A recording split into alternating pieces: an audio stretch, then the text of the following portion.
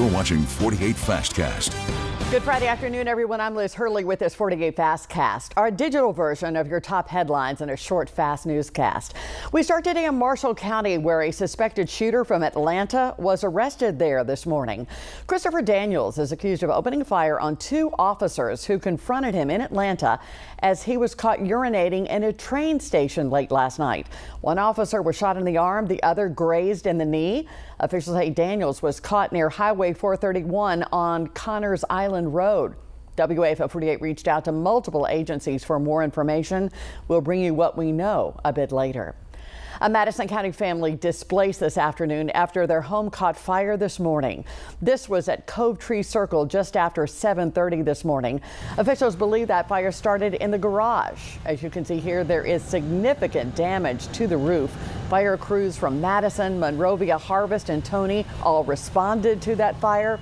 Fortunately, no injuries were reported. Sadly, this afternoon, Apollo 13 Commander James Lovell, who helped turn a failed moon mission into triumph with an on-the-fly engineering, well, he died today. Lovell was a four-time spaceflight veteran, first starting on the Gemini missions, then Apollo 8, the Christmas Eve flight around the moon on the Saturn V.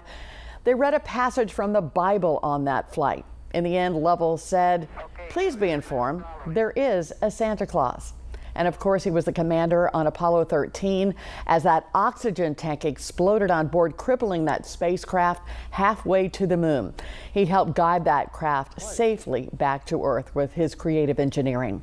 Lovell was one of only 3 men to ever travel to the moon twice, but never walk on it. He was the oldest former astronaut when he died yesterday at the age of 97. And tonight we have a programming note to pass along that will affect our 6 o'clock newscast. Tonight's newscast will be condensed to just under 15 minutes. This is because we will be airing the Atlanta Braves game at 6:15 right here on 48. Be sure to tune in as the Braves face off against their division rival, the Miami Marlins. Excited to watch a little baseball here on 48. That'll be a fantastic evening. Right now I'm watching the radar though, and I got a few little isolated showers. Not as much coverage as we had yesterday at this time. Look at the radar and you can see a few spotty showers mainly west of I-65. A few areas of showers also up towards Winchester and Tennessee. And we'll keep a few showers in the forecast through the evening. Otherwise it was just a warm and it was also a very humid day out there. In Huntsville yesterday at this time, we're getting ready for a big old heavy rain event right during the evening commute. That does not look like it will be the case today, but it certainly is as hot as it was yesterday, with the temperature sitting at 90 degrees right now, and many locations are close to 90 or have reached 90, like in Decatur and Athens, where it's 90 and 91 respectively. We'll go through the evening with an isolated shower or storm. Otherwise, most of you will stay dry.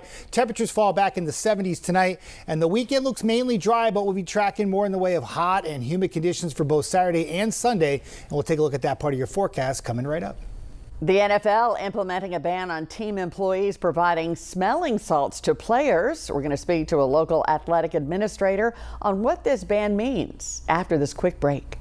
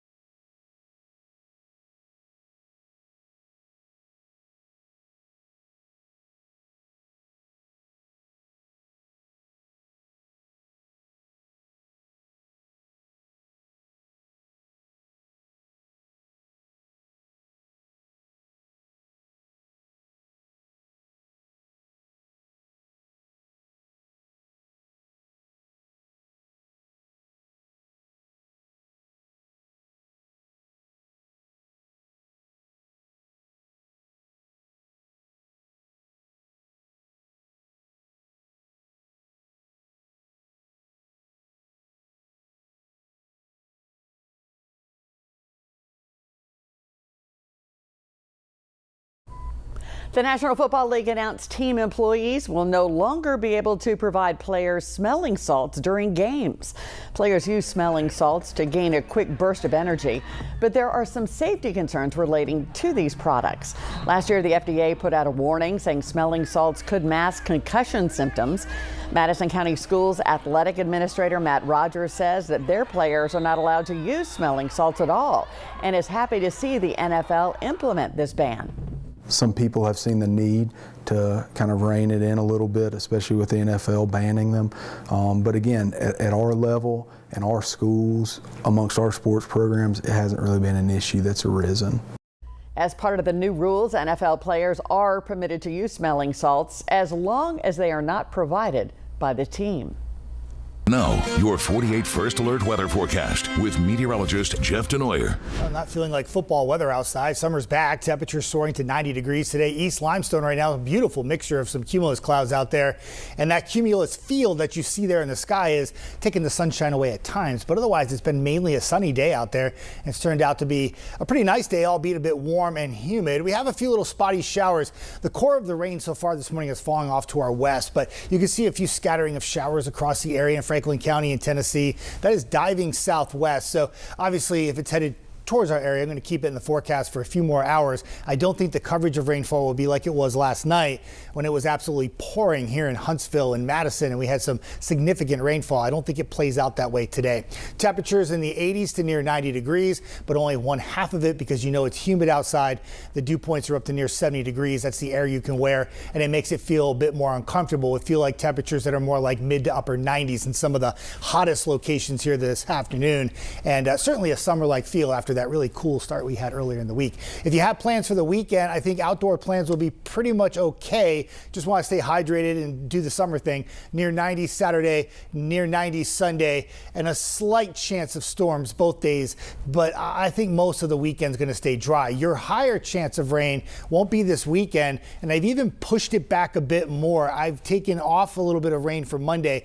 I think the core of the next chance of more scattered showers and storms that we could all use a little bit of rain will likely come on Tuesday and on Wednesday. None of these days are going to be a washout, but if you were to hedge your bets, so to speak, on a day that could be a little wetter than others, it would probably be Tuesday and Wednesday. Right now, no severe weather is expected, but potentially some much needed heavy rainfall, which would be nice. Going to the end of the week next week, we'll keep the storms in the forecast for Thursday, then taper them off a bit for Friday and into the following weekend. And the high temperatures stay very consistent, right around 90 degrees each and every day. Thank you, Jeff. Thank you for watching. That'll do it for the 48 Fastcast. We will be back here online shortly before the 4. Then you can join us on 48 on TV starting at 4, 5, 6, and 10. I'm Liz Hurley. Thanks for watching. Have a great Friday afternoon and an even better weekend.